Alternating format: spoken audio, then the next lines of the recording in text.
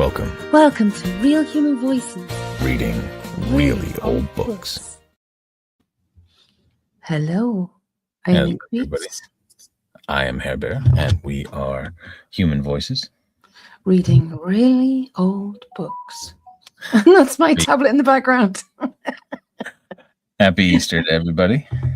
Happy Easter. How's your weekend been? Has it been good? Has it been restful? Have you been having lots and lots of lovely turkey eggs? Has it all been num-nums? Did you go anywhere? Did you have a picnic? Did it rain and howl with the wind like it did over here? That's what it's been doing here today. I think some Easter egg hunts got washed out today. Yeah. I wouldn't have minded going on the Easter egg hunt. I've never been on one. Or a teddy bear's picnic. It's a it's a change from the usual where they get snowed out. Hard to find eggs in a snowbank. Yeah, but so much more fun. But I think it'd be easier though, wouldn't it? If they're all painted and coloured in. If they're coloured eggs, definitely. Yeah. Yeah.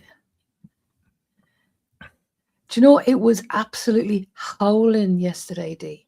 Howling. I mean, we were chatting last night. We're playing Moria, and you could actually. It was a skeggy wind, as I call a skeggy wind, the sort of wind that when you open the car door, it nearly takes car door off its hinges. But it was howling up here, and it was throwing it against the window, throwing the rain against the window, and it's like normally you can hear a good rain shower outside going straight down. No, this rain was sideways. This way was sideways and straight at the house. It's like, rah! So I was like, oh, okay. I'll need to just plug up that little bit. That's a little bit crafty. How was it down your way, Dee? Was it all right? Did you get any today? Because it was still quite gusty today. You can tell me British talking about the weather. Skeggy, yes, Skegness. Everybody talks about the weather. Got to be done, hasn't it? Got to be done after a certain age. But yeah, when I was a kid, we went to visit a family member. I can't remember which one it was in Skegness, and all I remember it being twilight, quite dark, and it was absolutely howling. And I think at that point we had a escort, the old escorts, but not a cool one like a Mark one. I think it was just a boxy saloon one, and they opened up the car door, and the wind went roar into the car door off the hinges.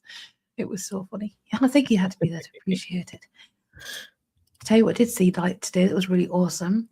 They had, I think it was an Italian company, and they had eggshells, like boiled eggs. They'd blown out the actual egg itself, washed them out, and then they filled them with chocolate, and then with the chocolate from Switzerland, the praline, the praline sort of like soft chocolate, and then nuts as well. Oh man, I was looking at it thinking, I really want one of them.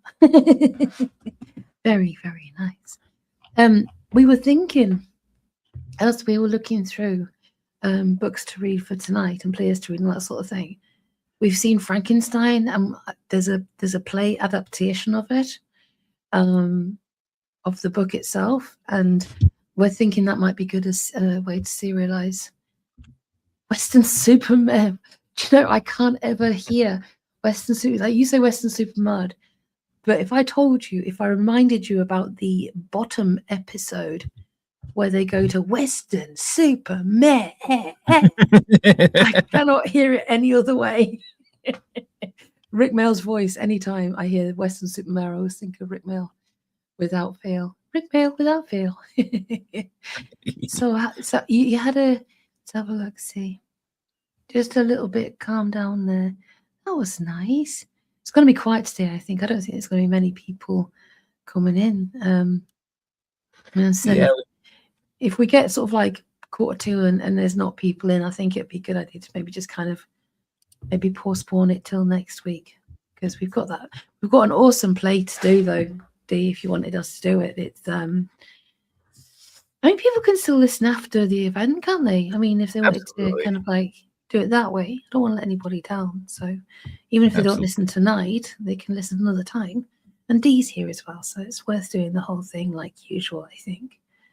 But yeah, Dee, I've got a goiter on my voice box. It's like, what the frickety frack?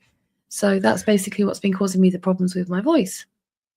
Mm. And I'm just gonna wait and see. What did you say? I said it's putting pressure on the moneymaker.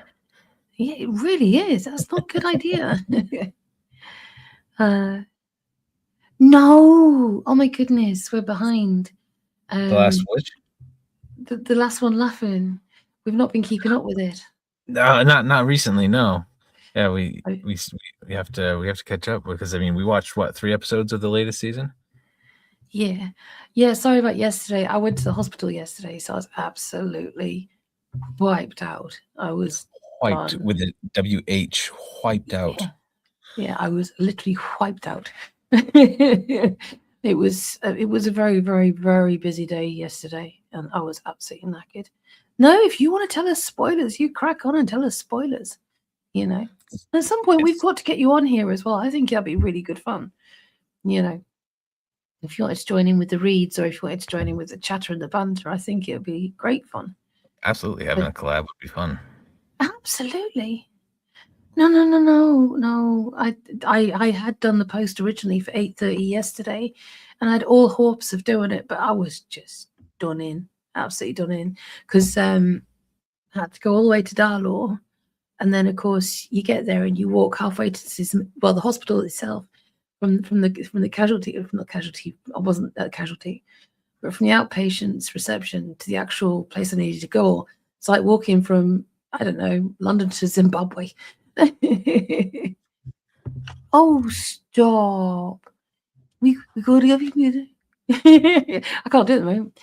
There's nothing wrong with a black country voice. I think you have got a Birmingham voice, haven't you? Nothing wrong with that at all. Probably one of the best accents out there to do, I reckon. It's like I always sound angry when I do Rod Gilbert. I can't help it. It's like Rod Gilbert. Like, well, he sounds. Rod Gilbert sounds angry when he does Rod Gilbert. Yeah, I don't think you can do Welsh and not sound angry. But what I should have said was, every time I try and do a Welsh accent, they always end up sounding like Rod Gilbert, and I'm really angry all the time. Oh, that's it, Southern. Oh, are you southeast? You're southeast, aren't you? I think. Hold on. I'm trying to remember. I think it's between Hampshire and London. Where I'm thinking of is where you come from, unless I've got it wrong. But there's nothing wrong with being Southern. It depends what part of Southern it is, because it could be like the proper Hampshire side of Southern, or it could be more like the London side of Southern, more the Cockney side of Southern. There's nothing wrong with that. Nothing wrong with it at all. You can go really Cockney, or you can go really Essex. You know, like you got to really make it broad and thin if you're in Essex, but you got to go a bit hard and a bit wee, a bit woo if you're going to go Cockney. When you're going out. There's nothing wrong with it at all. But then you got the thing is, you've got the middle. Like you've got it's not quite posh, but it's not quite London, but it's not quite Hampshire, but it's not quite Basingstoke. It's kind of like somewhere in the middle, and it's all right. It's nice. There you go. Oh, sorry. Oh, well, that's even better. Very posh. Very delightful. Well, there's nothing wrong with that at all, because that's standard English and it's a nice way of speaking. I mean, I suppose most people would speak more down the kind of like, I'm going to try and take the northern out of me voice at this particular point, like drag the northern out. But it is more like standard English, where people talk quite nicely and quite well and quite decently. And yes, but I like Brighton. Brighton's very colourful and nice. I like it down there. I like the history of Brighton. I'm doing an awful lot of talking, I've realised. I'm so sorry. I'm sorry, I'm messing with this. But no, it reminded me when you talked about Western Supermare. It's mentioned in the, like, my biggest reference for Western Supermare is in John Cleese's biography, and he starts off talking about in World War II when he said the Germans bombed Western Supermare, and he goes, "I'll say that again. The Germans bombed Western Supermare. Nobody really knows why." he said, but the Westerners seemed to feel it made them important, and they were happy for it. We like this. That's pretty awesome. But seriously, Dee, anytime you would like to come on, you would be more than welcome. We'd appreciate it very much. Like, because obviously you guys are lovely, and if you're one of our moderators, of course we would, be more than happy for you to join us at some point. We can just always work it out ahead of time and just have a little bit of banter. And especially seeing as we're going to play Uno, I was practicing with that on the screen, and it's still a little bit silly, but I think that'd be quite fun. That'd be. I've got a Brawlhalla like cover pack, especially. But oh, that was it. Do you know something? Fun fact. I never listen to my own recordings or audiobooks because I hate my voice as well. So there you go. I check that there's no sort of like pops and plosives and stuff like that, but I hate listening to my voice as well. So The oddest thing, I can't think why, but I know you listen through your stuff looking for yeah, like you said, for pops and stuff, and for any errors. You probably listen to your own stuff more that way than most people would would casually listen to anything, but it blows my mind. I think you're overly critical, but I can't say anything because I'm the same way with my recordings. Ha. Pot kettle color check much. I'm always with me. It's always inflections. It's just like, oh, I could have done that bit better, Your recordings are incredible. Your book's absolutely fantastic. You've got a very, very soothing voice. The thing is, I cannot listen to your voice without falling asleep. It's so soothing, and it's like you read so well and reread such good books. I just want to be able to stay awake for more than 5 minutes. That would be fantastic. It's not anything to do with like you're not boring in any way. You're very animated when you read. Well, with the difficulty you have had getting sleep sometimes, I'll take that as a compliment. Yay. Okie dokie. The other thing we were going to talk about was next week, hopefully, Mike's going to be on. Yes. I don't know play if some you play some Uno. Play some Uno and might do some reactions, maybe like we used to do back in the day when we used to go on video, and we used to get Mike come in, and we used to get brother come in, and sometimes we get a couple of other friends come in as well. But Mike is literally hilarious. He's one of our oldest friends, I think, and it's kind of like I've kind of like gone into a bit of a bubble on this one. It's going to be really nice to have him to come on because it's been a long time since we've been able to do it. We all became friends during the season. He's one of our old school RRD members. Yes, exactly. The Rabid Recluse Discotheque. Those were the days when we all like, when everybody clammed up during the time of, being the vid, the social distancing and all that sort of thing. And all of us were introverts as well. So, but the thing is, he's hilarious. He'll be coming on next week. Question for Bear. I don't know what snacks here are. Yes, snacks here I can tell you are much sweeter. They are sweeter and saltier because they found out that it's much cheaper to put more sugar and salt in things than to actually make them good. And they probably thought the scones needed gravy because they're much like the breakfast biscuits here that some people put actual gravy on them, but the gravy they say they put on them is actually just ground up sausage and cream. They call it gravy, which it isn't. Gravy's brown and it's Bisto and it has meat stock in it or vegetable stock in it. It's freaking scones and sauce. It's not biscuits and bloody gravy. No, we don't have Monster Munch. We have other corn snacks like that, but we don't have Monster Munch. Didn't I send some to you, or was it Mike I sent the Monster Munch to? You sent Mike Monster Munch. You're going to, but then things went kind of to pot. Yes, but yes, the postage service has gone a bit strange. But I was sending care packages with snacks, wasn't I? And what was your favorite snack that I sent you? The favorite snack that you sent me? I think mostly you oh God, hobnobs. Yeah, hobnobs and Jamie Dodgers and custard creams. Yeah, Jaffa cakes, absolutely. I mean, they're all amazing. You liked the Cadbury chocolate as well, didn't you?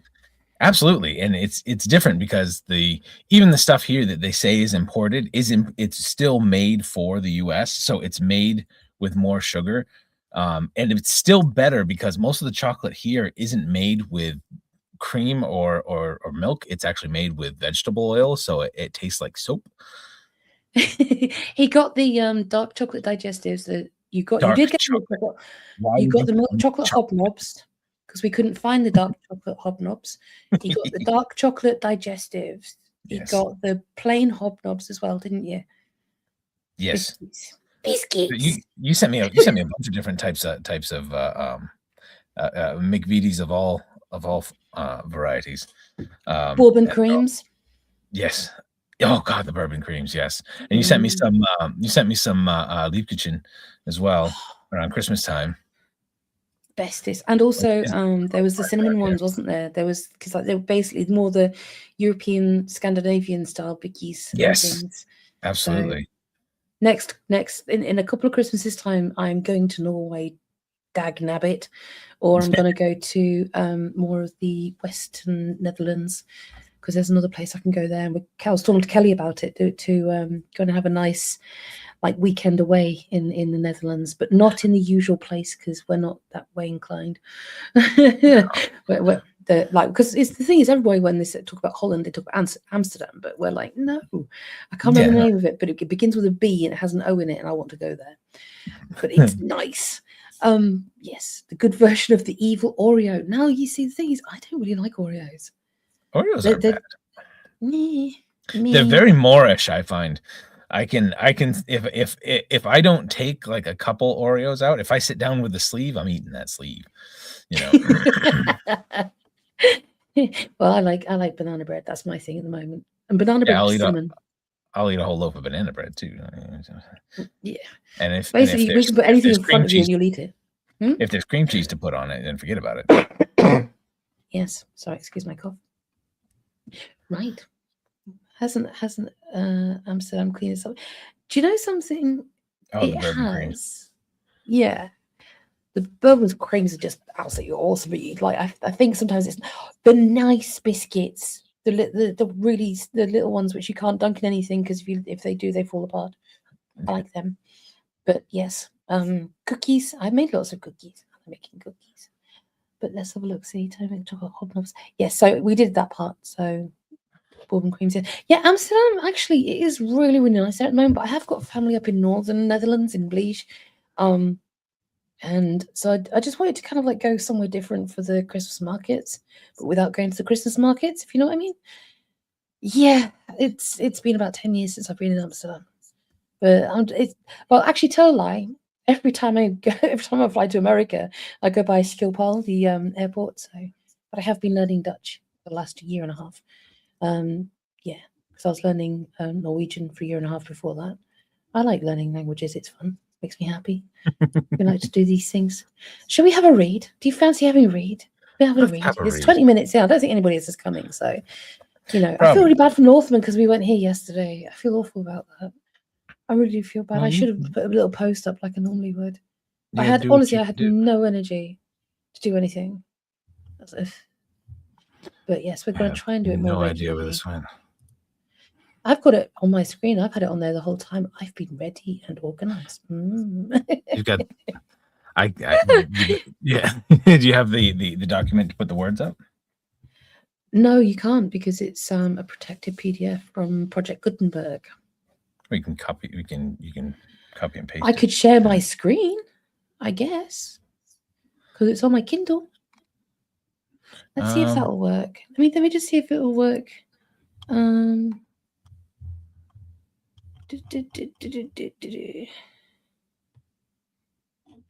I'll have to do it from my Kindle, I think. Hang on a second. Let's do this. File, save copy, and put it in. Hold on. Word document. That looks a bit tacky, doesn't it? What's that? Hang on. How about that? You see, the thing is, I have to have it white on black though, because I can't see if it's white, if it's black on white.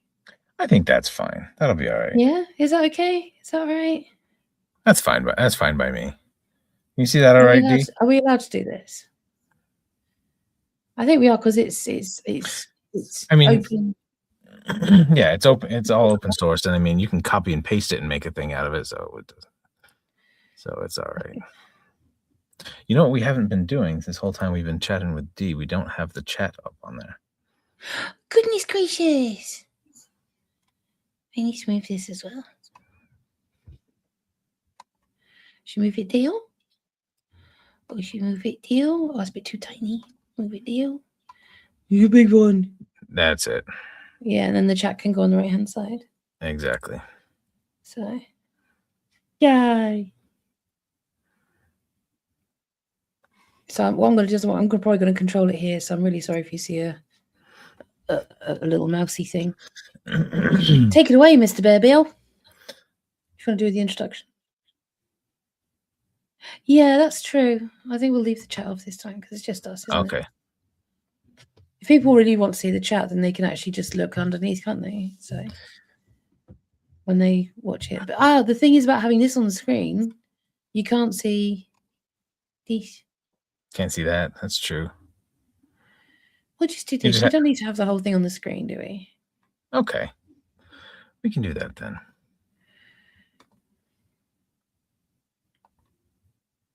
There we go. That's pretty. Oh, do you like that? That's nicer. Because we've got circles there.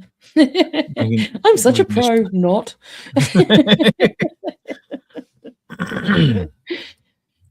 Right. So the name of the play is called The Reckoning. It was written by Percival Wilde. And let's see. Characters. We got the barber and the customer. Very complex character. Would you like to? You want to do the customer, or you want to do the barber? The customer's supposed to be Southern, aren't they? Yeah, that's what I was thinking. So I think I've got an idea. I've got an idea for the customer, but it might not be as Southern. It might be a different type of, because I don't think my voice can do it. So that's fine. You're going to do the narration as well, yes? Yeah. The scene is a barber shop. At the center is the chair facing a mirror and a washstand to the right. Tiled walls are sprinkled with the usual advertisements. At the rear, a door leads up to the street by a flight of 2 or 3 steps. A dock on the left wall indicates 3. A dock? Clock. I think that's clock. It looks like it says dock, but I think it means clock. At the rise of the curtain, the barber, a man of 50, is discovered sharpening a razor and whistling softly to himself. He finishes with the razor, seats himself in the chair, and takes up a paper and reads.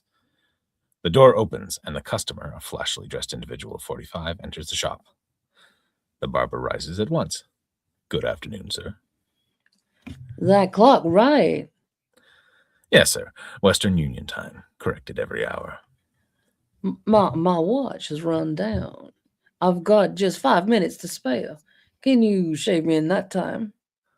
5 minutes, sir? Easy. All right. Go ahead.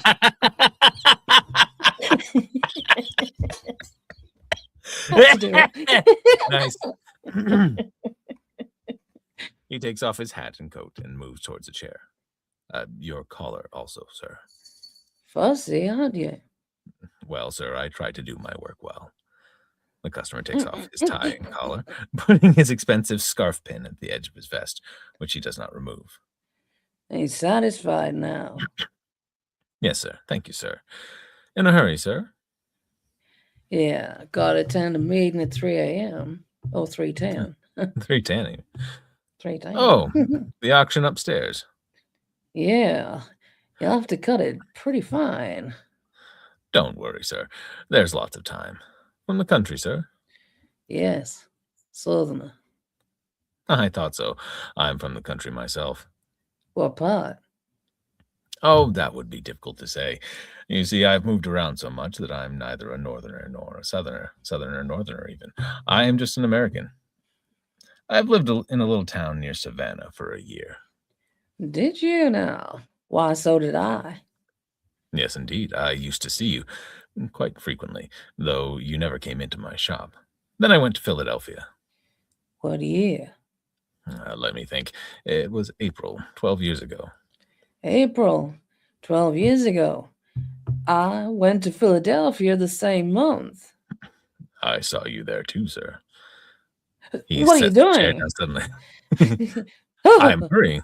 I'm hurrying, sir. Well, I needn't break my neck about it. No, sir. From Philadelphia, I went to Newark, To Newark. and from Newark to Indianapolis, What? and then Muscatine for a few months, and Chicago, and Louisville. Well, one would think you've been following me about. I've lived in every one of those places. Have you, sir? It is a little world, isn't it? You've been a barber right along. I couldn't do anything else, sir. It's my trade. Well, this is the first time you ever shaved me. Curious, isn't it? But it may be the last. Not so. I'm going to leave town right after the auction. If I may ask, sir, where are you going? I don't know yet. Are you going to follow me? Sooner or later, sir. It's going to be a long journey, isn't it? What makes you think so? There's a long journey we all take, sooner or later, eh? A long journey. But you're wasting time, man. Am I, sir? Am I, sir? Strolls to the clock, looks at it, returns. Fine weather we're having. Yeah, yes it is. Though a little more rain would be good for the crops. Mm. You know, sir, the young man who keeps the shoe store at the corner was saying as I trimmed his hair this morning. I don't care what he said. I want to get shaved. Yes, sir. Yes, sir. And the young lady who runs a newsstand upstairs, right next to the elevator, sir, she was saying that she had never. I told you once, I don't care what your friends were saying. I've got to be at that meeting at 3:10. Yes, sir. My time is almost up. You'll have to hurry. Don't worry, sir. I always keep my promises. Why, I remember, sir, back in Savannah when my poor daughter was alive. I promised. I don't give a damn for your daughter. No, sir. I didn't think you did. And your time is up. Oh, no, sir. It hasn't begun. What do you mean?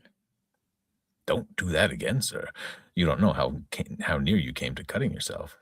You promised to finish with me in 5 minutes. No, sir. If you will allow me to contradict you, I did not. You said you would shave me in 5 minutes. Yes, sir. That is correct. And it's Easy, sir. Easy. This razor is sharp. When I promised to shave you in 5 minutes, I didn't say anything about lathering. That takes several minutes by itself. what? Now you've done it. Applies a take to a cut on the customer. Smart, doesn't it? You clumsy, awkward, conceited galoot. Don't talk to a gentleman like that, you cur. I did it on purpose. What do you mean? You really mustn't accuse me of being clumsy, sir. I am not clumsy. If I cut you, it was quite intentional. Like this. Damnation, are you crazy? No, sir, I am quite sane. Oh, don't do that, sir. Don't do that. My razor is frightfully sharp. I want to sit up. Don't try it while the razor is at your throat, sir. It is sure to be fatal. And take it away. Oh, no, no, no. When I am through shaving you, not before. Now, Beep. take it easy, sir. Lie back quietly, quietly. That's it. What are you going to do with me? What is this? A hold up? Yeah. What am I? Take that filthy thing out of your mouth. Snatches cigar, throws it onto the floor. What am I going to do with you, sir? Well, really, I haven't the slightest idea. Can't you suggest something? Listen to me. I must be at that meeting at once. I can't spare another minute. If I'm not there before 3:15, I will be ruined. I will be ruined. Do you understand me? Ruined. You needn't raise your voice, sir. My hearing is excellent. Blathers, keeping the razor to the customer's throat. Can I convince you? Oh, I believe you. Don't let that trouble you. In fact, I know all about the meeting. There's going to be an auction, even. Unless you bid, it will all be up with you. Then you'll let me go up there? I'm afraid I won't, sir.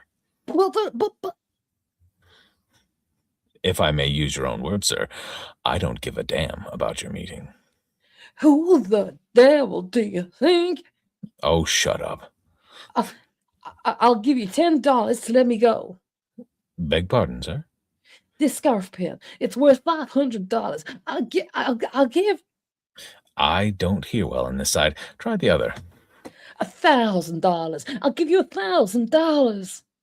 I'm afraid it won't do, sir. You see, the young lady who runs the newsstand upstairs says, you won't interrupt this time, will you? She says it's important to keep customers in sight. There's nothing so bad for trade as an empty shop. Oh, have you no heart? It's almost too late now. Every second is worth $1 to me. Well, sir, it will console you to know that my time is worth very little. Please let me up. If I wait 2 minutes longer, I might as well shoot myself. I shan't object, sir. Oh. Ooh. So are you beginning to feel some regrets? I'm glad to see it. I've always thought you'd regret sooner or later. By the way, sir, haven't you recognized me yet? Recognized you? Oh, I see. You thought I was just a lunatic. Well, I'm not. Look at me. Look at me closely. Kissy. I don't know you. It's a kissy. Yes. No? Well, just say to yourself, 12 years ago, this man's hair was not so gray. 12 years ago, this man's face didn't show so many lines of care. 12 years ago, this man lived, well, in a little town near Savannah, and... You can't be. Say it. Kilburn. Yes, Kilburn. And you followed me For 12 years. from town to town. I was never more than a week behind you. Good God. Yeah. Unutterable horror. Yes, God. I used to think of him a great deal, John. I used to ask him why he never brought you into my shop.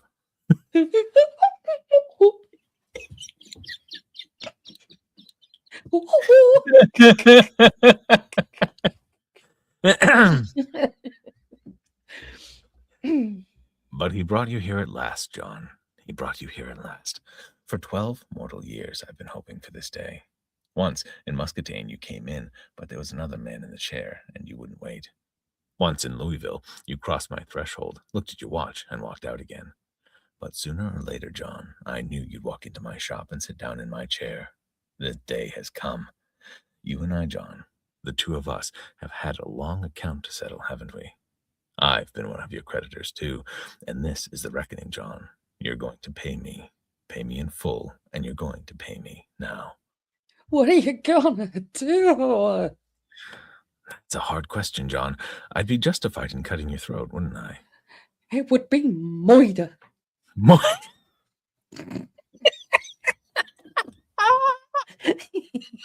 Moidalize them.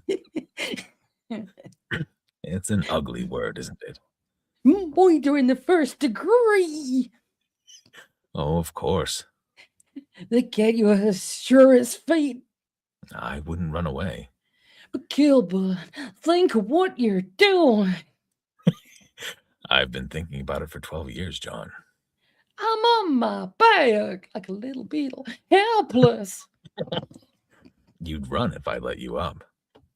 But give me a chance. Gilbert, give me. No, John, you don't get a chance. You gave Jenny none. She was just 18 when you came to our town. She was only a child, John. Her mother was dead. I was all she had, and she was all I had. And I was trying to bring her up right, to make her the same kind of woman her mother had been, if you know what that means. I didn't.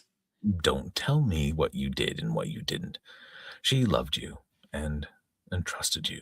You were going to get married. You took her away with you, and you didn't marry her. Marriage? Why, you never thought of it. You couldn't get her any other way. You wanted her, and you got her. You didn't care about me. You didn't care about her. She was a toy. She amused you. And when you were through with her, you flung her into the gutter. It makes me sick to think of it. She came home 6 months later. How she got all the way back from where you'd taken her, I don't know, and I don't like to guess. And then I'll marry her now, Gilbert. You'll have to ask her about that. Well? In 2 minutes, you'll be able to ask her. What do you mean? She's dead, John. Dead. Ah. Ah! This has gone a bit dark. I know, right? Hey, Northman. They become proper New York gangster. Yeah, I know, right? 30 seconds for your prayers, John. Don't kill me, man. Don't kill me. I'm not fit to die. I'm not ready. A minute, 2 minutes. I'm too young. Don't kill. Oh. Oh. The barber, with his hand upon the other man's eyes, suddenly seizes a wet towel and strikes him across the throat with it. The customer faints. The barber looks at him contemptuously, abruptly raises the chair to a sitting position, and puts away the razor. So your nerve gave way, John. Your nerve gave way. He spreads a towel over the customer's face and roughly wipes away the lather. Where am I? You ought to be in hell, but I guess you're still on God's earth. You didn't kill me. No, I didn't. And you could have. John, when you're just about to cross a river, when your eyes are beginning to glaze and your heart's about to stop beating, you won't be nearer to death than you were a minute ago. Why didn't you kill me? It wouldn't bring Jeannie back, would it? Were you afraid? After I had been looking forward to it for 12 years? No. Then why? You'll remember why. John, tell me, are fellows who are so brave with women always so cowardly when they deal with men? Or... Yes. or... Just saying. Or perhaps, was it on account of that meeting? That meeting? Good Lord. Yes, the meeting. 25 minutes past. I'm ruined. I'm ruined. I didn't kill you, no. I left you your life, but I made it worthless. I broke you. Kill burn. Kill her! Yes. Father! That's what. Thought I was a fool, did you? Thought I'd tell you the real time of the meeting. What do you mean? Your ass, you idiot! The meeting doesn't begin till 3:30. 30. Is that all? Well, the clock is half an hour slow. And scene. That was actually really quite good. I enjoyed that one. Northman, we were saying to Dee earlier on that we're going to serialize Frankenstein, the actual play version, so that should be quite fun as well, hopefully. I'm sure it will be. How are you? How's your Easter been? Ooh, excuse me. I'm trying my bestest. Bear's going to read the Three Musketeers next, his chapter on that one, because that's actually going quite well, I think. Bear's enjoying that. What chapter we're on? Are we on chapter 4? You're on chapter 4. Chapter 4. He's quite. Gonna have lots going on in the next couple of weeks, I think, definitely. But sorry we weren't here yesterday, Northman. I was at the hospital and it was a long drive out and long drive back. And I had another thing that I had to do earlier in the day, which was mind-numbingly soul-destroying. But anyway, but no, I was absolutely wiped out yesterday. Daffodil! Hi, how you doing? you're just in time for Bear to read the Three Musketeers. We've just done a nice one-act play, which I quite enjoyed. That was quite fun, that one. And we're hoping to do Frankenstein starting next week. That'd be quite fun. And obviously, I've got other books that I'm going to be doing during the week as well. Because I've really got to get my backside in gear. Oh, that was... Yeah, that series got a little out of hand. I liked the premise, but after a while it got a little bit much, I think. Yeah, and we need to find out what's this thing about D'Artagnan's body in Holland. See why that was. Yeah, we need to find out more about that. Yeah, you mentioned that last time. I don't think I've got the I've got to find your musketeers. Nee, nee, nee, nee, nee, nee. That one will do. So, bonk. So in chapter 3, D'Artagnan managed to offend all 3 musketeers, Athos, Porthos, and Aramis, and scheduled duels with them, one after the other, starting, I think, at 1 in the afternoon. And they all met up with the other musketeers as each other's seconds, found out that he had duels with all of them, and then somehow they all managed to get into a fight with a bunch of the Cardinal's guards, which they won. I think that was basically chapter 3. Sorry, if I can interrupt just for a second, I want to just really quickly. Sorry.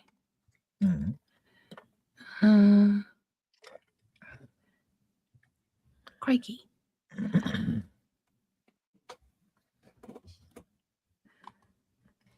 They took DNA. What would they have to match it against? I know, right? I don't know what they match it against.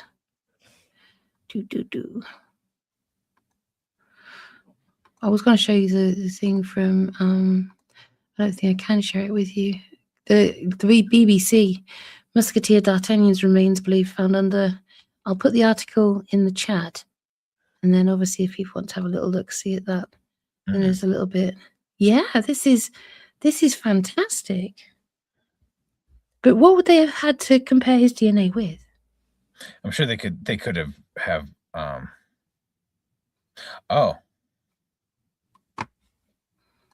they have got a living descendant. Oh, we like this. They could definitely figure out the time frame. Yeah. But that's fascinating. That's a brilliant contribution to the actual story as well. Thank you for that. We appreciate it. Could be something we could expand on in another episode as well. I think that's a great idea. Absolutely. Get some more details on it. All right. So if we're ready, it is chapter 4 of Three Musketeers. Num num num. Sitting comfortably. Comfy. Chapter 4. His Majesty King Louis VIII. The affair made a great noise. Monsieur de Treville censored his musketeers in public, but privately they heard only his congratulations. It was essential, however, that the king be made acquainted with the circumstance, so Monsieur de Treville hastened to the Louvre. As soon as his Majesty saw Monsieur de Treville, he exclaimed, "Are you aware that his Eminence has been here to complain of your musketeers, and that his anger is so great that he almost is ill from it? Really, those guards of yours, they are regular fire eaters. How did this affair happen?" "In the most simple and natural manner," the captain replied. "3 of my best soldiers, Athos, Porthos, and Aramis, had made a pleasure party with the young Gascon. The rendezvous was fixed at Combe Deschamps, when it was interrupted by de Jussac, one of the Cardinal's captains, and 4 other guardsmen. I do not accuse them, Your Majesty, but I leave you to judge what 5 armed men were doing in a spot so retired as this neighborhood of the convent." "You say, then," said the king, "that the Cardinal's guard picked a quarrel with the musketeers?" "Yes, sir, and among them a wounded man. 3 of the king's musketeers and this boy not only made head against the 5 of the most formidable guards of the Cardinal's guard, but bore 4 of them to the earth." "Why, it is a brilliant victory," exclaimed the king. exclaimed the king. 4 men, one of whom was wounded, and another a mere boy, do you say? Sire, replied Monsieur de Treville, Monsieur d'Artagnan is almost a child. He was in plain clothes, and he did stand by my musketeers to some purpose.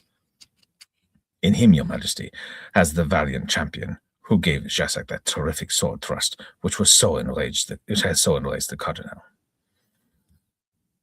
He who wounded Jassac, exclaimed the king. He, a boy, Treville, it is impossible. Impossible, c'est impossible. Yes, sir. Jassac found his master. Treville, I must see this man, said Louis. And if I can do anything for him, however, we will think about that. When will your majesty condescend to meet him? Tomorrow at 12, and bring all 4 together. I wish to thank them all in the same time. Men so brave are rare. Treville, I want to thank them all together. But come by the private staircase. It is unnecessary to let the cardinal know.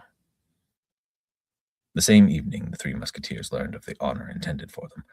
D'Artagnan saw in it his future fortune, and spent the night in golden dreams.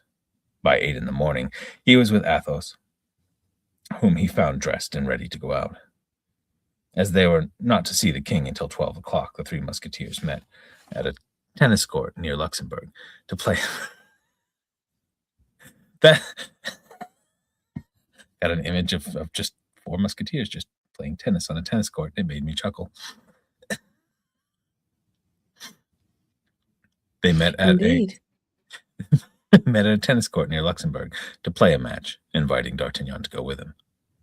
D'Artagnan took his station near the ropes, not being familiar with the game, and unfortunately for him, among the spectators was one of the cardinal's guards, who had resolved to take the first opportunity of avenging the previous day's defeat of his companions.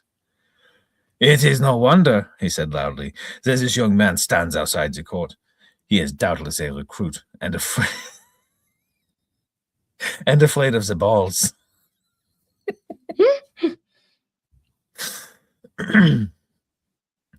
D'Artagnan turned as if bitten by a serpent, and looked fiercely at the guardsman who had uttered this insolent remark. I will thank you to follow me, he said to him in a low voice. Porthos and Aramis were so much occupied with their game, and Athos was watching them so attentively, that they did not perceive the departure of the 2. He's just really easy to pick a fight with, D'Artagnan. Isn't he? They met at the gate of the grounds. D'Artagnan cast his eyes around and saw that there was no one in the street. What is your name? He said. Baron Ajou, at your service. Baron, I don't know if that's how it's pronounced. The name of Baron Ajou is known to everyone, for he is constantly figured in the daily brawls at the edicts of the cardinal, and the king could not suppress. On guard, then, Baron Ajou, D'Artagnan said. In an instant, Baron Ajou's sword glittered in his hand. As he rushed upon his adversary, whom he hoped to intimidate on account of his extreme youth. But D'Artagnan had served his apprenticeship the day before, and, fresh from victory, he was resolved not to yield an inch. The 2 swords were engaged, even to the guard, and as D'Artagnan kept his ground firmly, his adversary was obliged to retreat a step. Seeing his opportunity, D'Artagnan made a lunge that wounded Baron Ajou in the shoulder. I really got to figure out that's how it's pronounced. It's bothering me.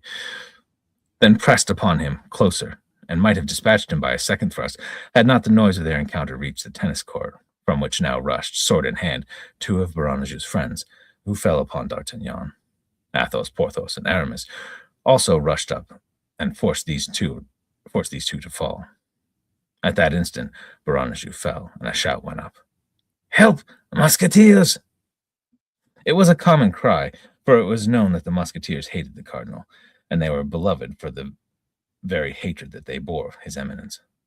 More of the cardinal's guards appeared on the scene, and M. de Treville's soldiers ran to the assistance of their companions, and a street skirmish ensued.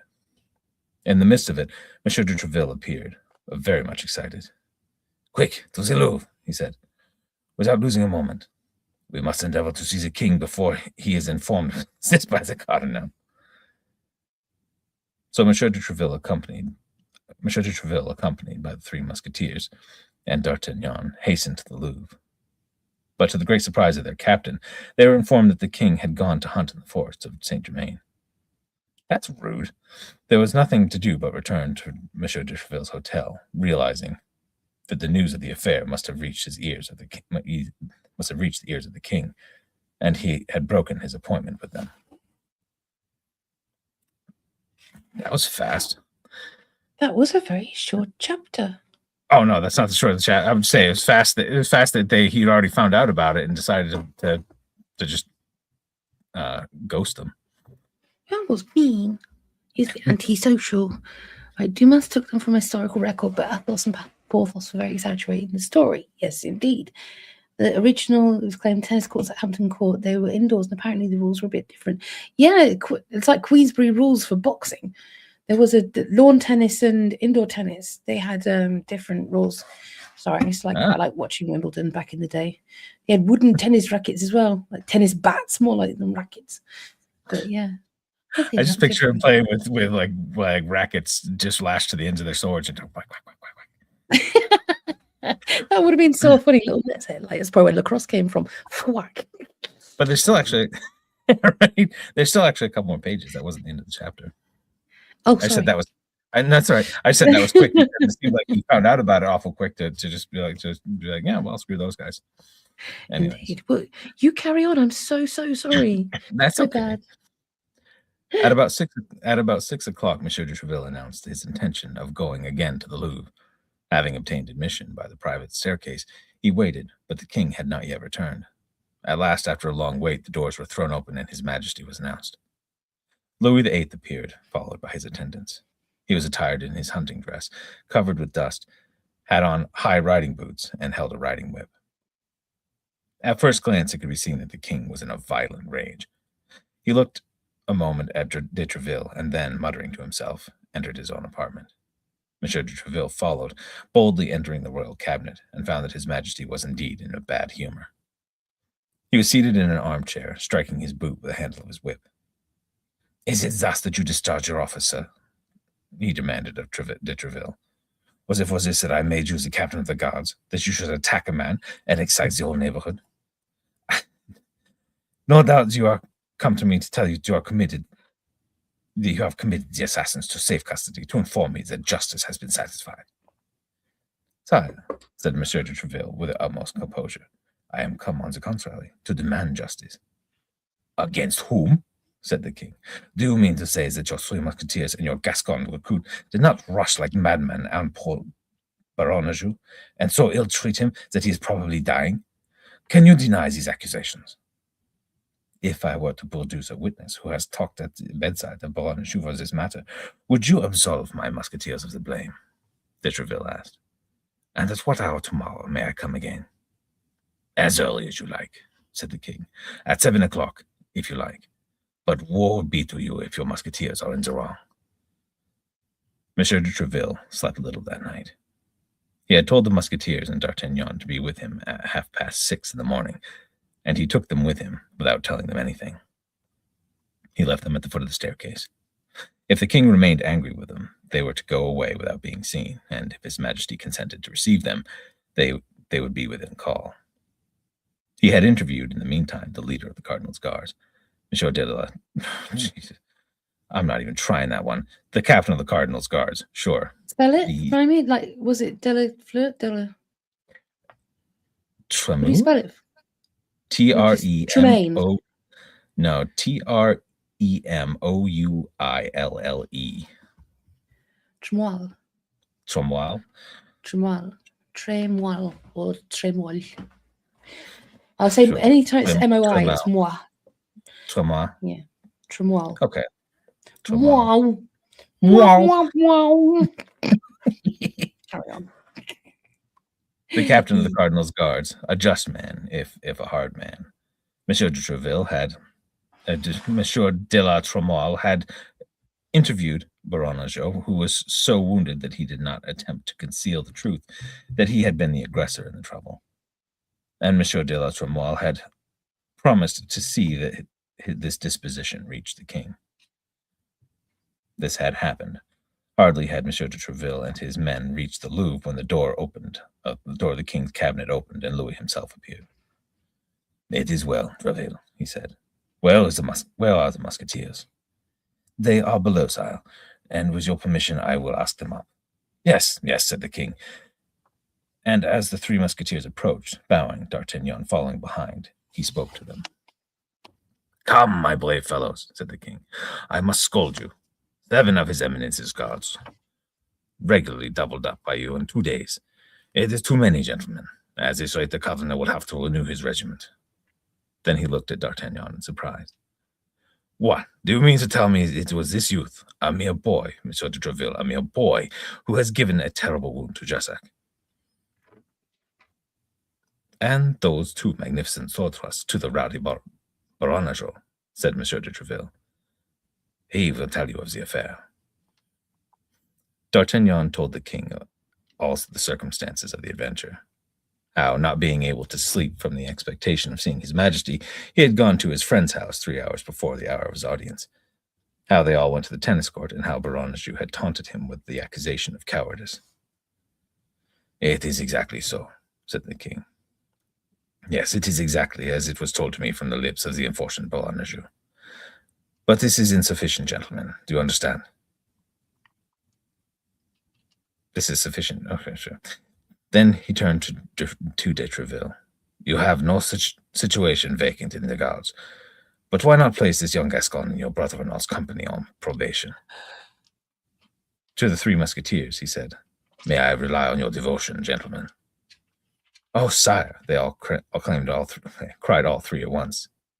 "We will allow ourselves to be cut in pieces for your majesty." Yeah, that's the end of chapter 4.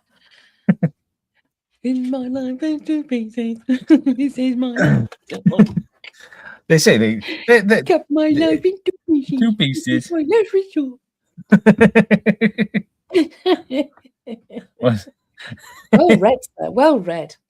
Yeah, I don't know about that, but they're very easy to pick a fight with. It seems all someone's got to do is be like, "You're ugly," and they'll be like, "I'm gonna kill you."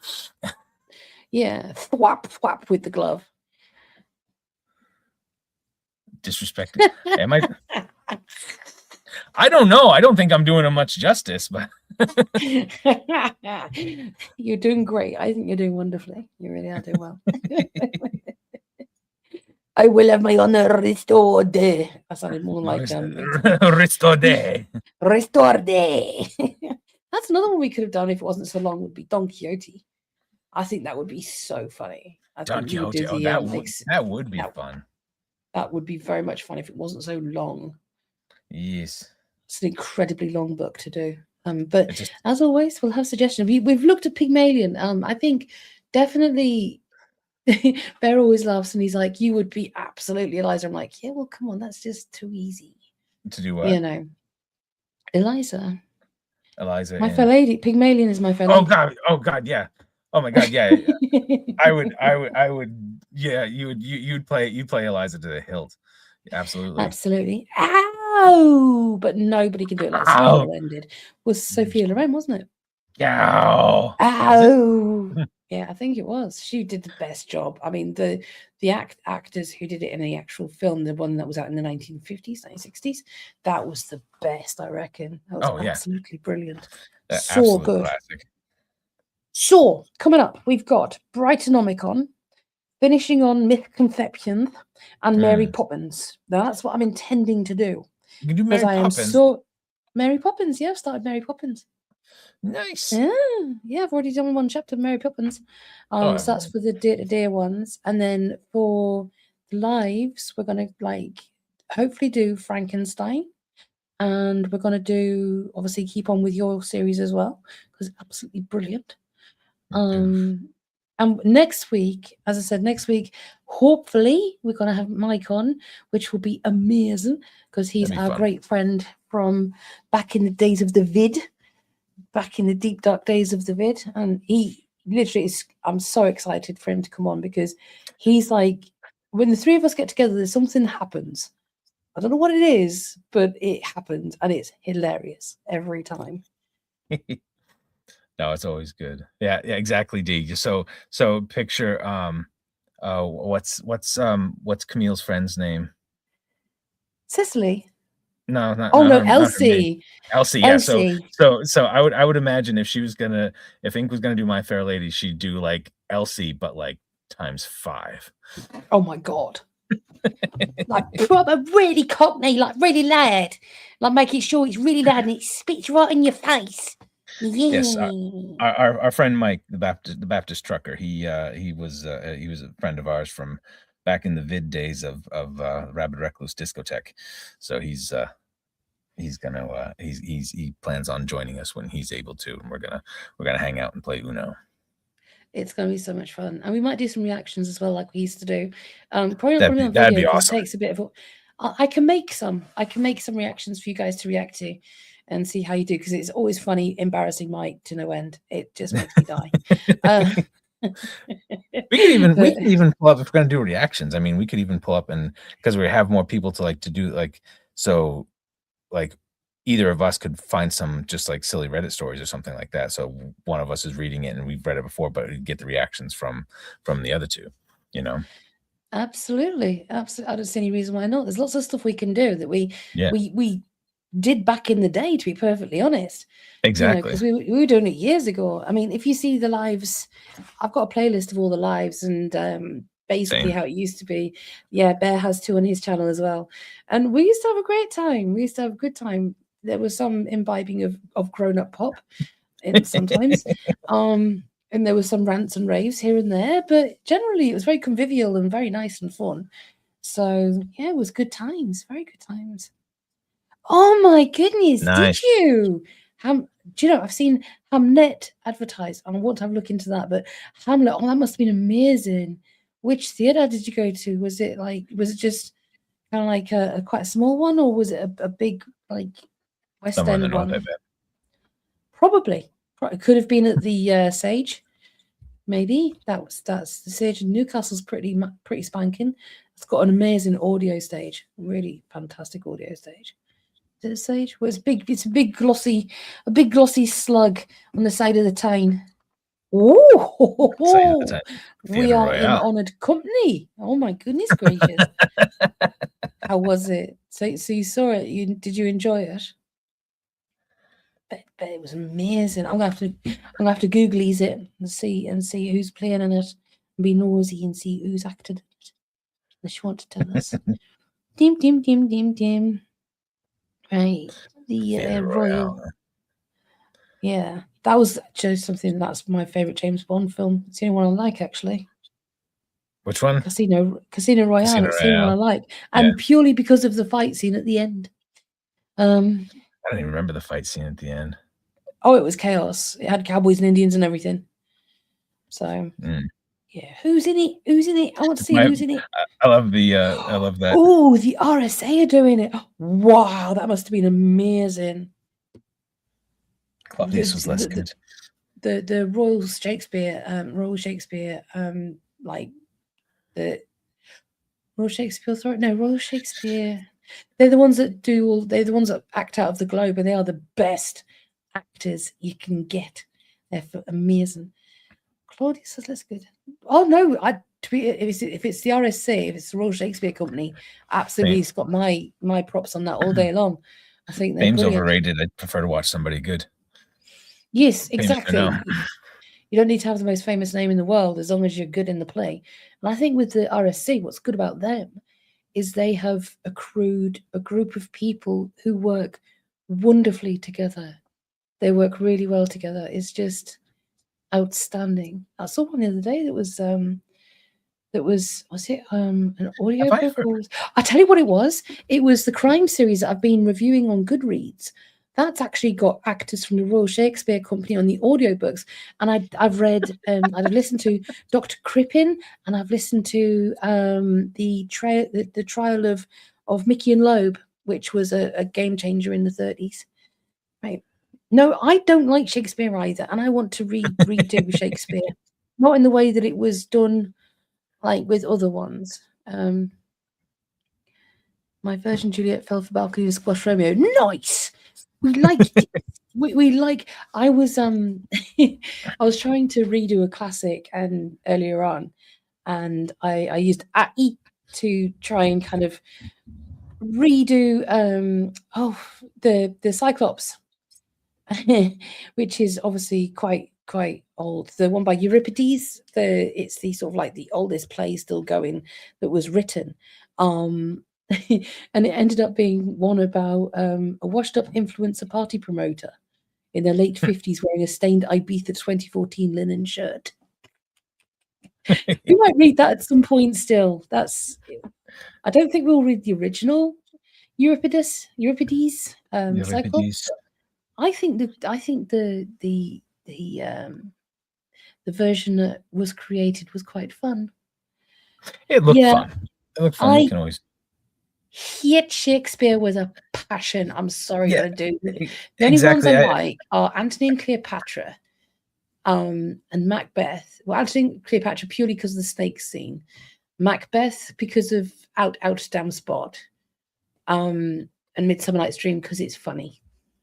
I think that's probably why I don't hate Shakespeare, is because it was never pushed on me so hard in school, and I only like started using it later in life as just memorization, because I would memorize poetry and some things, and I started on Macbeth and I find the prose to flow fairly well. I don't mind it at all.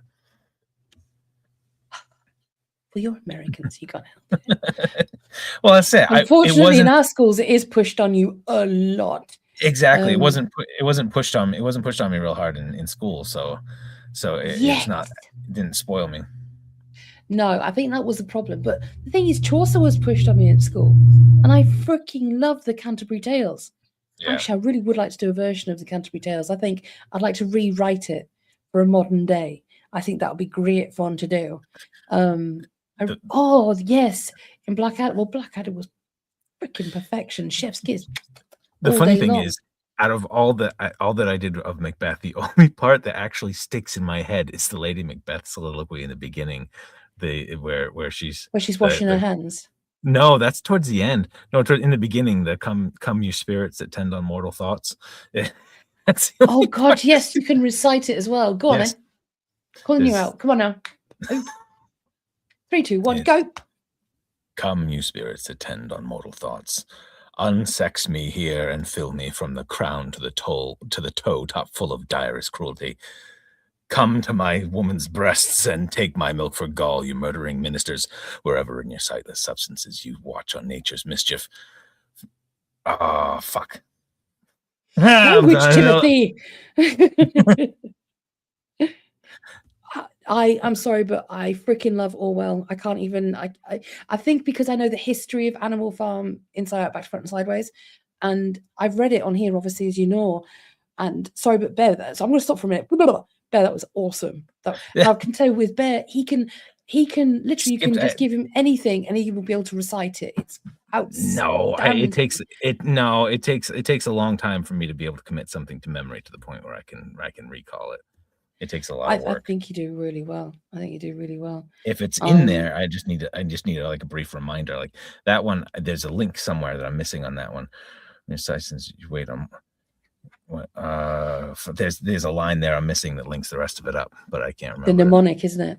Yeah. But Animal Farm, though, if I can go back to this one, Animal Farm in 1984 are very commonly misquoted and misrepresented.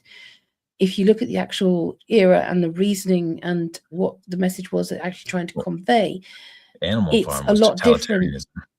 It really was. It was the Russian. It was a contradiction of the Russian Empire at the time, the Russian authoritarianisms at the time, because they went too far, like you said, totalitarianism. Yeah, and it was like the actual references within it were sounding so nerdy, my god, but the actual references in it were so elegant. I thought, especially with the pigs. And absolutely, absolutely, and the line at the end of Animal Farm. That summed it all up, that wrapped it up in such a bow and made the whole thing work, was when they looked and they saw the pigs drinking with the humans and said they couldn't tell the difference between the two of them. Yes, absolutely. That was beautiful chefs. Yeah. I mean, the thing is, like, I've got to read Julia. That's something else. I've got it. I need to read it because that's the continuation of 1984 that came out last year, and I still got around to reading it. I did not know that. Oh my goodness, Alan Shearer. He was a legend. He is a legend. But he was one of the best Newcastle football players. He was a superstar. But I don't support Toon Army because I don't watch football. But I say Toon Army all day long. If I did support football, it would be Toon Army, even though they're doing quite badly right now. But yes, I didn't know his wife was buried in Newcastle. That's quite fascinating. We've got a lot of good history up here. I heard a bit about the Newcastle, not the Metro. Oh, what's the name of the mall? I haven't been there for so long, and the name of it's forgotten. The big Newcastle shopping mall. Apparently, that's the biggest one in the UK. But no, I'm not a football fan either. I like cricket and I like rugby. I like tennis now and again, and I like the Olympics. Do you know what? That's understandable. It's like kind of like if you're not into it, you're not into it. You know, it's really if you don't dig it, you don't dig it. But oh, hello again, Daffodil. Yeah. The horse is one of my favorite characters. It's so sad, but it's kind of like it is a very, very good analogy. As I said, the analogies they had throughout the whole book were absolutely fantastic, and the whole structure of it is brilliant. I've actually read it on here, Daffodil. I've actually done 1984 and Animal Farm, but yeah, it's like kind of okay. Let's brighten it up a little bit though, because all of us who are Gen X, Never-Ending Story, we know our most hated part of it. Somebody on AI did it so that the horse came out as the marsh. I was like, yeah. Alternative scene. I was like, yeah. It was sad, but it's one of those things that it's like it's one of those tragedies in a narrative that kind of shapes it, and it makes it hard for the narrative to work without it. No, it doesn't. He lived. I see what you mean. Yes, it is Northman, but so poignant and so important because it actually transpires throughout history and how it's actually more relevant now than ever before. Oh my God. Is terrifying, you know. English teachers have a lot to answer for, like Animal Farm now, but not as an 11-year-old. I will agree with you there because I didn't have a decent English teacher until I was year 3. Well, it's not year 3, it's the 3rd year of secondary school. And it was Mr. Lacey, and he was one that got me into Chaucer. And a lot happened in that year, and it was quite, and he was actually just one of the best teachers I ever had in my whole life. He was fantastic. Yeah, of Mice and Men, me. Not a fan. But the thing is, I'll tell you what I had worst of all. Not only did I have to follow a sibling, and of course, if a sibling behaves in a particular way, they expect you to behave that way and treat you accordingly. But also because I was taught to read and write at an incredibly young age. I was started to read and write when I was 2. Thank you to my mother, who's incredibly dyslexic. I thought I was doing good at 5. God. Yeah. She was one of the most intelligent women. Like my mother is terrifyingly intelligent. It's scary how smart she is. And basically she wanted to ensure that I had the aptitude that she didn't have in that, because she's perfectly not a problem in any other language, just English, and she transposes her letters.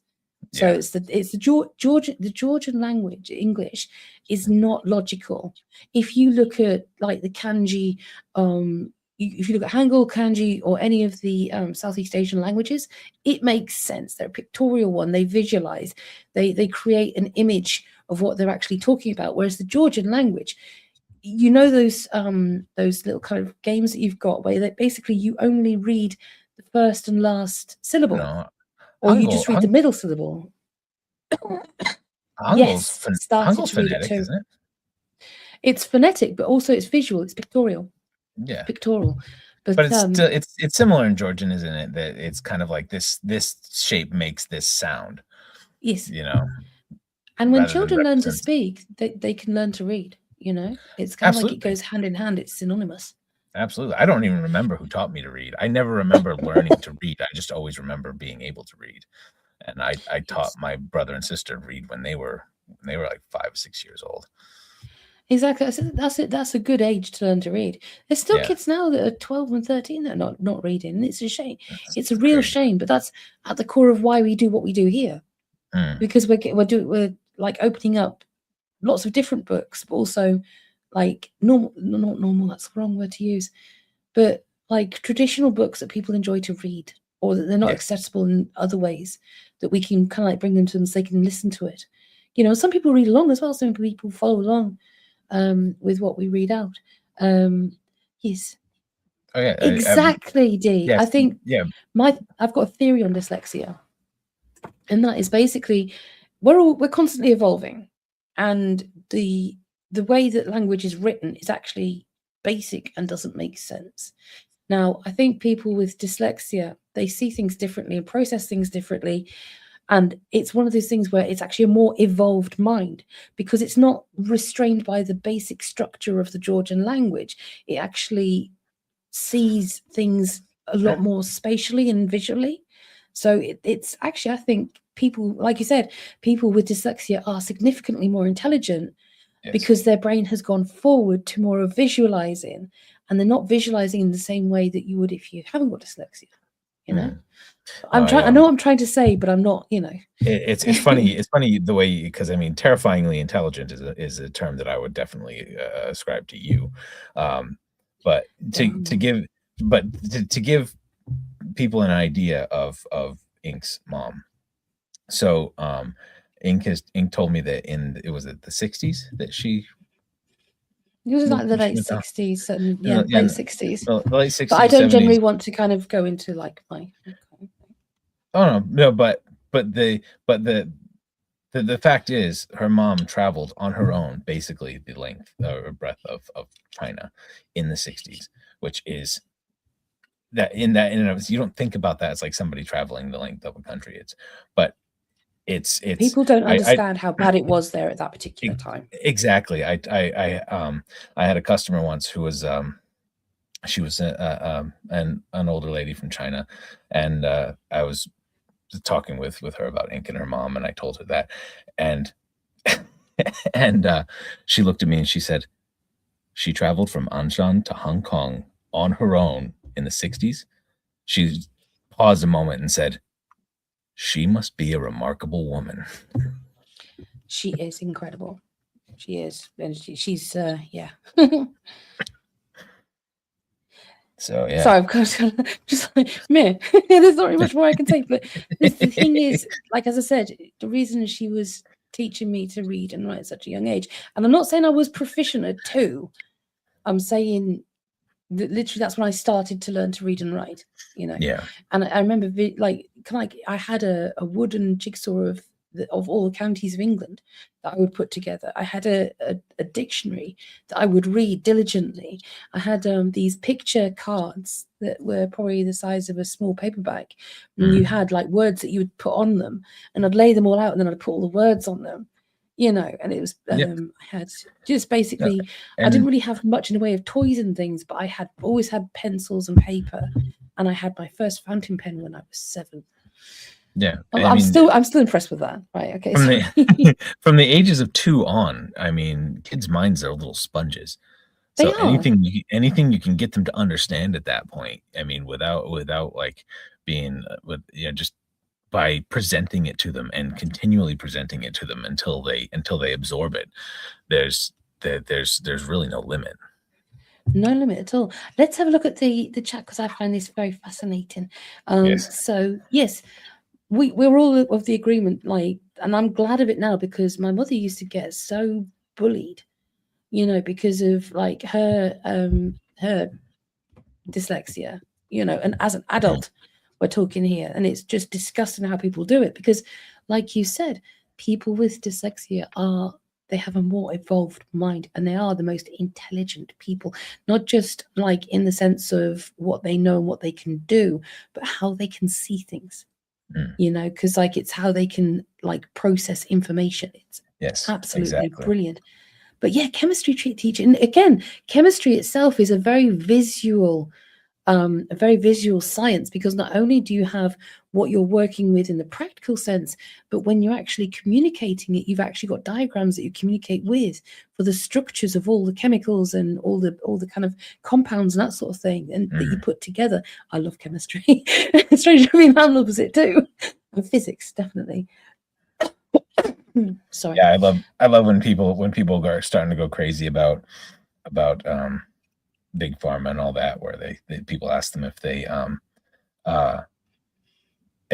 say what do they think about dihydromonoxide, and if they think it's something that should be available to people, that it can be corrosive, it's a huge component of acid rain and all this stuff, and it's found in all harmful chemicals, and they say, well, it should be banned. It's like, well, you know what dihydromonoxide is. It's water. Yes. It's like 2 parts hydrogen, 1 part oxygen. H2O. Exactly. One of my favorite little mnemonics that I remember is, Billy was a chemist, but Billy is no more. For what he thought was H2O was H2SO4. There you go. I don't get out much. What's H2SO4? Sulfuric acid. Oh, well, Jesus Christ. Yeah, that'll do it. Yes, fountain pens were really popular in the 70s. I had a Schaefer fountain pen. It was brown. It's awesome. I've got glass fountain pens now as well with dippy ink. It's dyslexic who sold his soul to Santa. Yeah, but did you hear about the guy that did? You'll never get that here, Northman. Seriously, you'll be celebrated for your, because as I said, people with dyslexia, they might, because the Georgian alphabet is stupid. I bet you any money you learn Mandarin, you'd be perfect. Well, that's you know what I mean. It's the Georgian alphabet that causes the problem. It doesn't mean you're stupid in any way, shape, or form, and you'd never get that here. Absolutely not. It's all about how your brain processes information and stores it. You know, and some people it works differently, and it always makes me wonder. It's like where you're saying, Ink, where it's like learning Mandarin. Like there could be people who spend their entire life thinking they're dumb, and it could just be that their brain processes information, would process it better through Mandarin or through a different type of thing. It's like like how many people have gone through their entire life like with an absolute blazing talent for something that they didn't even know existed. The idea of it, like what if was just like a medieval pig farmer that could have been just a blisteringly intelligent IT programmer. You don't know. You don't. And it's like what I've always said, isn't it? It's like everybody has equal capacity of intelligence. It's just everybody's got a different skill set. And I don't like how culture determines this skill set is more valuable than this skill set. Because if you don't have all the skill sets together, you don't have a working, functioning society. But absolutely. And as we get more advanced, skill sets become more and more specialized. Exactly. And unfortunately, you could spend your life in a very specialized field that suddenly becomes obsolete. Yes. That's the trap. So being more well-rounded is better better for you. And if I could just go a little sideways on that one, I'll also use the example of autism. Now, years ago, when I did a psych degree, when I actually did that, one of my big things that I was working on was people with autism and communication with the same. And what I realized was that people were focusing too much on making people with autism communicate in a way that is standardized for society. And there were people with autism who were nonverbal, for example. And I was working out this way of the people with autism who are nonverbal to basically one-on-one learn with them how they would prefer to communicate. Yeah. And sometimes it would be visual, like have visual cards. Would that work better?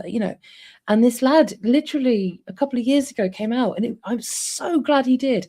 He actually created an app with exactly that idea, so that people with autism can actually communicate in a way pictorially. Sorry, I can never say that word correctly, please excuse me. But it's a way of kind of like essentially how Mandarin works.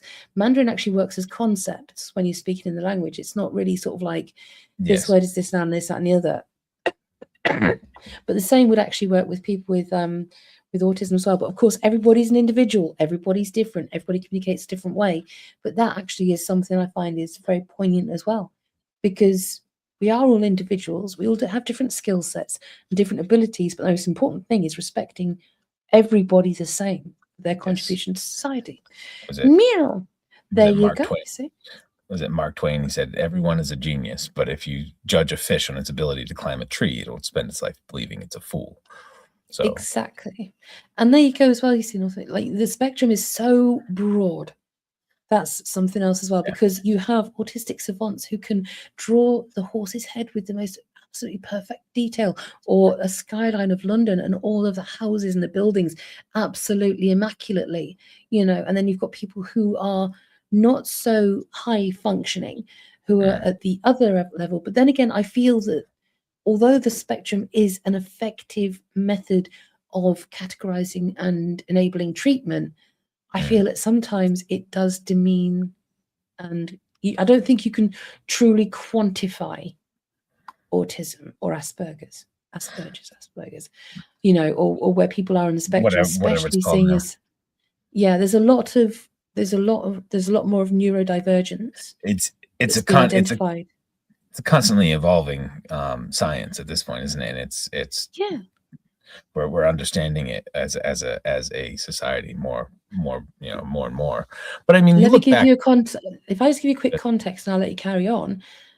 Psychology is only 100 years old.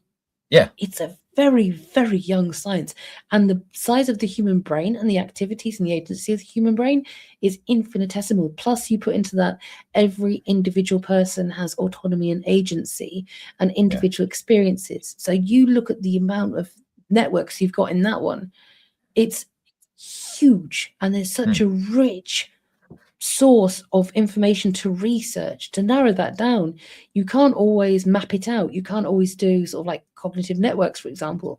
You literally have got, not only that, you've got all these different schools of psychology, from the humanist to the clinical, to so many different ways, and people have so much to deal with now as well with the way the world's changed. And I'm going to start ranting in a minute, not ranting as such, but it's kind of like science.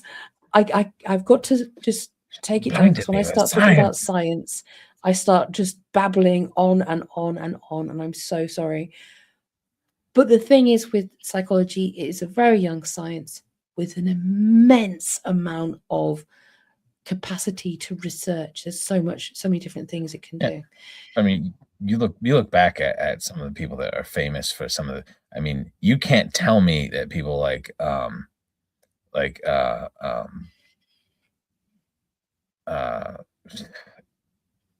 Einstein and like some of these science, breakthrough scientists, you can't tell me they weren't on the spectrum. Absolutely. And this is interesting as well. Dee's basically said there as well, you're correct, Northman, absolutely, no one is the same. But the video editing, again, that's a visual skill. That's one where you need to be able to process a lot of visual information in a very short amount of time and to put it together. And you'll find a lot of people who are more restrained by, just standard English, they wouldn't get it. But then again, it's all about the structures of the brain and how you process and the cognitive processes that you've got going in. And it's fascinating when you map cognitive, like actual cognition, from the information going in through the brain activity. I had to use a specific program in my degree to do this. And oh my God, I still to this day get tremors when I think about it. Yes, Newton. Exactly, Northman. Sorry. Yeah. Go ahead. But this is the thing, you got these famous people who, because their primary focus, was their absolute 100% focus was on their skill set. Yes. And that's why these people excelled with that. But then you've also got ADHD where they've got multiple skill sets, so it's kind of like, but they just don't focus on one at the same at one time. Sorry. Yeah, I'm sorry. But yeah, Newton was the other guy I was thinking of that I was trying to think of the name and it escaped me because he would have to have, especially in his later years, he had to have people watch him because if they didn't, he would work and not sleep or eat or drink until he passed out. So yeah, he was 100% on the spectrum. I love discovering the reason I can't catch a ball. Whoop. Indeed. Gravity. I don't feel like I have terrible coordination. I was never into sports all that much and everything like that. But I tried to play table tennis once. It was like all of a sudden I was trying to read Greek. I'm like, what? This isn't like this. There's the disconnect between my hand and my head. What's going on? I couldn't. It didn't work. The thing is, sweetie, I really do not think you are structured for the requirement of table tennis. Well, it's just ping pong, isn't it? It's just putting a paddle in front of the ball. But it's kind of like you're a wall. You're a brick wall. You're a solid brick wall, and solid brick walls are not really made to play tennis. I mean, there's a reason that the Asians, the Asians and people who are of a stereotypical I'm going to be very careful. Stereotypical Asian build are adept and more skilled at table tennis and badminton. I can't really hide behind that excuse when the guy I was playing against was probably about 5'6" and 250 pounds. Well, you need speed and agility and hand-eye coordination. But the thing is, you can cut down a tree, you can stack wood, you can chop wood. You're a forestman. Well, it's like that's a man of the forest. Well, that's just it. I don't feel as though I have bad coordination, but I mean, there's something about that it was a language that my body wouldn't speak. No, it's made for stamina and power, not speed and agility.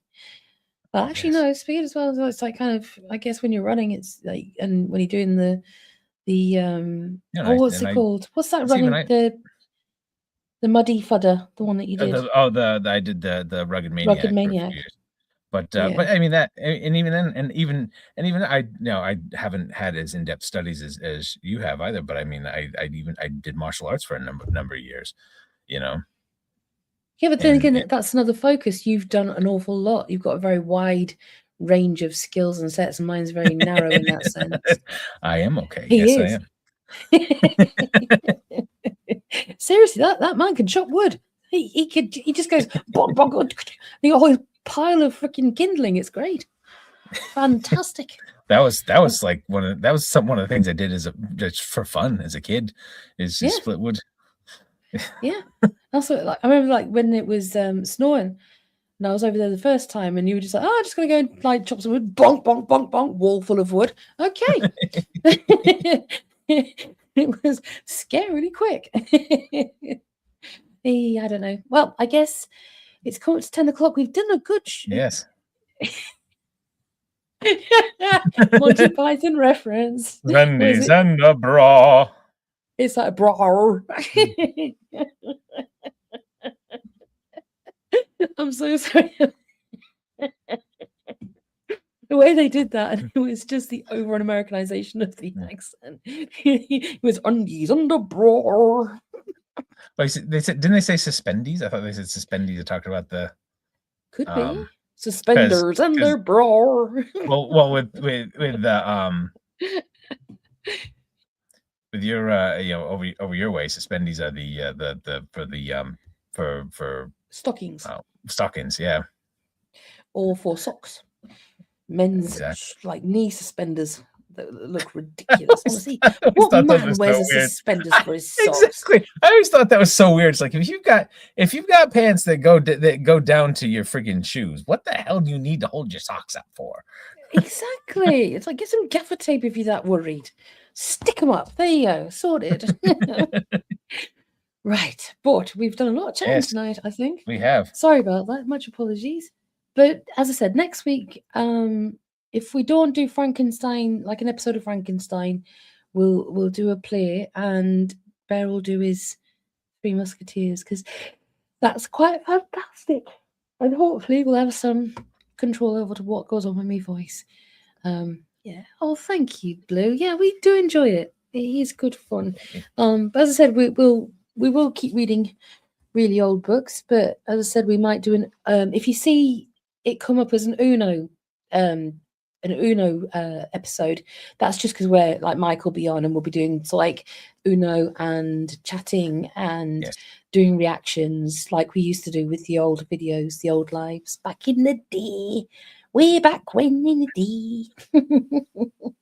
So, Mr. Bear. Yes. So we're off then. Everyone, thank you for joining us. Have a lovely evening. I hope you had a happy Easter. And we appreciate you. A very happy Easter. And we look forward to seeing you next week. So, night, take care. Bear